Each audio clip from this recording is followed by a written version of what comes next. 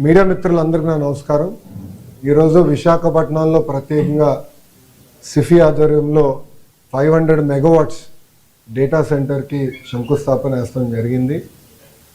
ఇప్పటికీ మీరు చూశారు, కూటమి ప్రభుత్వ అధికారంలోకి వచ్చిన తర్వాత విశాఖపట్నంలో పెట్టుబడుల విషయంలో కానీ అభివృద్ధి విషయంలో వేగంగా మేము పరిగెడుతున్నాం. టీసీఎస్ ఇప్పటికీ కమిట్మెంట్ అయింది, కాగ్నిసెంట్ అయింది, ANSR, Sattva, Accenture, Google, Sify, ArcelorMittal, ఫార్మాలో సుమారుగా 5 కంపెనీలు. ఇట్లా మీరు చూస్తే $120 బిలియన్, $120 బిలియన్, సుమారుగా 10 లక్షల కోట్ల పెట్టుబడికి మేము ఒప్పందాలు కుదిరించుకున్నాం. దాంట్లో 50% గ్రేటర్ విశాఖ ఎకనామిక్ రీజియన్కి వస్తుంది. అది ప్రజాప్రభుత్వానికి అభివృద్ధిలో ఉన్న చిత్తశుద్ధి. అన్ని ప్రాంతాలని సమగ్ర అభివృద్ధి చేసి ముందలు తీసుకెళ్ళ లక్ష్యంతో మేము పనిచేస్తున్నాం.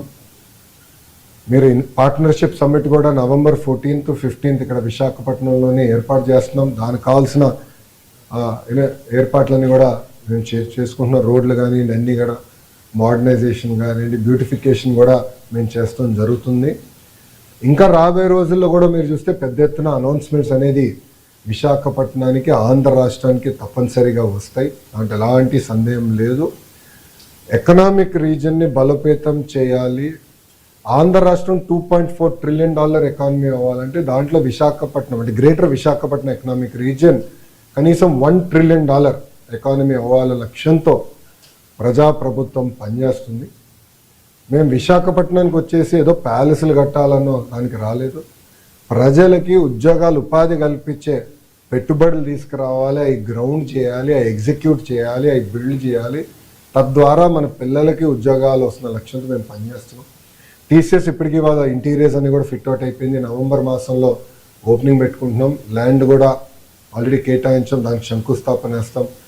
నవంబర్లో కాగ్నిసెంట్ CEO గారు కూడా వస్తున్నారు, వాళ్ళ కొత్త ప్రాజెక్ట్కి శంకుస్థాపన వేస్తున్నాం. డిసెంబర్లో వాళ్ళ సెంటర్ కూడా, డెవలప్మెంట్ సెంటర్ కూడా ఇక్కడ ప్రారంభించబోతున్నారు. గూగుల్ ఇప్పటికీ మీకు తెలుసు, ఈ నెల మేము రేపు రాత్రి ఢిల్లీకి వెళ్ళి ఎల్లుండి గూగుల్ కూడా వాళ్ళ లీడర్షిప్ కూడా వస్తున్నారు, కలిసి పెద్ద ఎత్తున అనౌన్స్మెంట్ చేస్తున్నాం.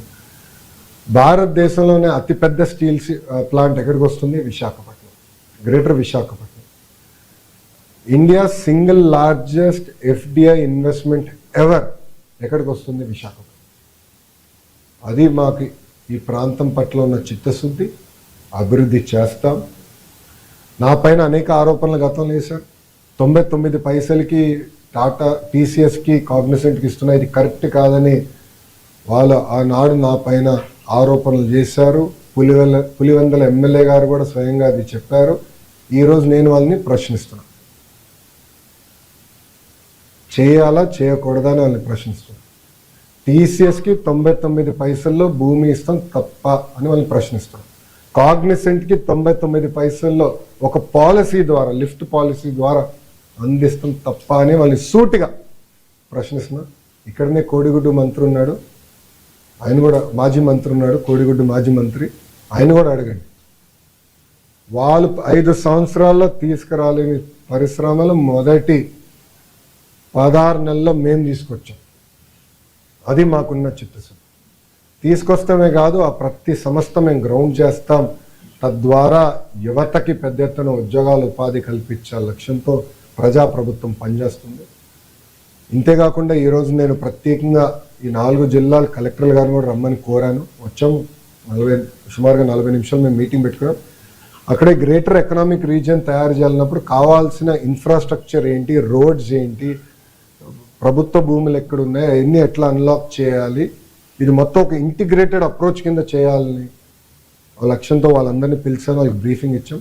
మొన్న గూగుల్ది క్యాబినెట్లో క్లియర్ చేసేటప్పుడు గౌరవ ముఖ్యమంత్రి గారు చాలా స్పష్టంగా ఇప్పటి నుంచే మీరు ప్లాన్ చేయండి గ్రేటర్ ఎకనామిక్ రీజియన్ది, మళ్ళీ తర్వాత ట్రాఫిక్ జామ్లు వచ్చిన తర్వాత రోడ్లు వేస్తాం కాదు, ముందలే ప్రిపేర్ అవ్వండి. ఎందుకంటే రాబోయే 5 సంవత్సరాలు 5 లక్షల మంది ఒక IT రంగంలోనే ఉద్యోగాలు కల్పించాల లక్ష్యంతో మేము పనిచేస్తాం. 5 lakhs.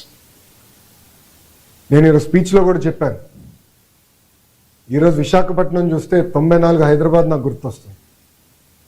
హైదరాబాద్కి 30 సంవత్సరాలు పట్టింది ఈరోజు ఈ స్థాయికి వచ్చేదానికి. 10 సంవత్సరాల్లో మేము అదే విశాఖపట్నంలో చేసి చూపిస్తాం. అంత పెట్టుబడులు వస్తాయి, ఉద్యోగాలు కల్పిస్తాం, డైరెక్ట్ ఇండైరెక్ట్. కానీ ఇది చేయాలంటే ఒక కాంప్రహెన్సివ్ విజన్ అనేది అవసరం, కాంప్రహెన్సివ్ ప్లానింగ్ అనేది అవసరం, ఇంటిగ్రేటెడ్ అప్రోచ్ అనేది చాలా చాలా అవసరం. ఆ దిశగా మేము పనిచేస్తున్నాం. ప్రజలందరికీ, ఉత్తరాంధ్ర ప్రజలందరికీ ఒకటే చెప్తున్నాం, ఒకే రాష్ట్రం, ఒకే రాజధాని, కానీ అభివృద్ధి వికేంద్రీకరణ నినాదంతో ఆనాడు మేము మీ ముందరికి వచ్చాం. 94% సీట్లతో మీరు గెలిపించి, ఆశీర్వదించి, దీవించి మమ్మల్ని మీరు గెలిపించారు. ఆ మ్యాండేట్ ఏదైతే మీరు మాకు ఇచ్చారో నిలబెట్టుకోవాల్సిన బాధ్యత మా పైన ఉంది. అభివృద్ధి, సంక్షేమ రెండు జోడెద్దుల బండిలాగా ముందలు తీసుకెళ్ళి అన్ని ప్రాంతాలు సమగ్ర అభివృద్ధి చేసి పెద్ద ఎత్తున మన పిల్లలకి ఉద్యోగాలు, ఉపాధి కల్పించే లక్ష్యంతో మేము పనిచేస్తామని ప్రజలందరూ కూడా తెలుపుకుంటూ, ఇంకా మీడియా మిత్రులు ఏమనుకోకపోతే ఇంకా నేను బయలుదేరుతాను, ఎందుకంటే లేట్ అవుతుంది.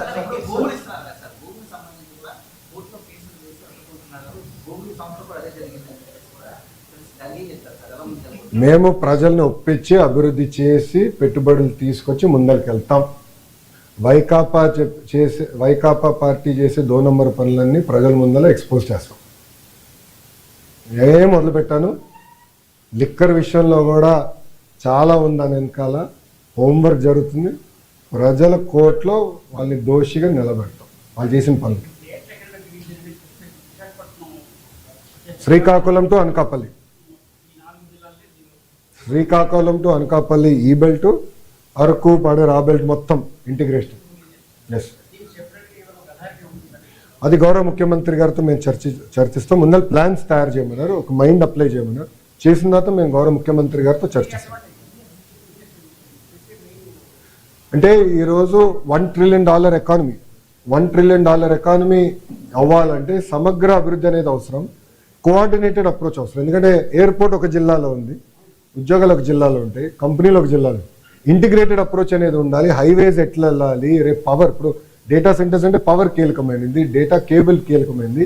ఇదంతా ఇంటిగ్రేటెడ్ అప్రోచ్ ఎట్లా తీసుకెళ్లాలనేది చాలా చాలా అవసరం. అదొక ఒక ఎకనామిక్ రీజన్ పెట్టి దానికి ఒక ప్రాపర్ స్ట్రక్చర్ ఉంటేనే మనం సాధించాలి. ఓకేనా, thank you boss. I will have to leave. I will catch up at the stadium. 14th చెప్తాం ఏమనుకో.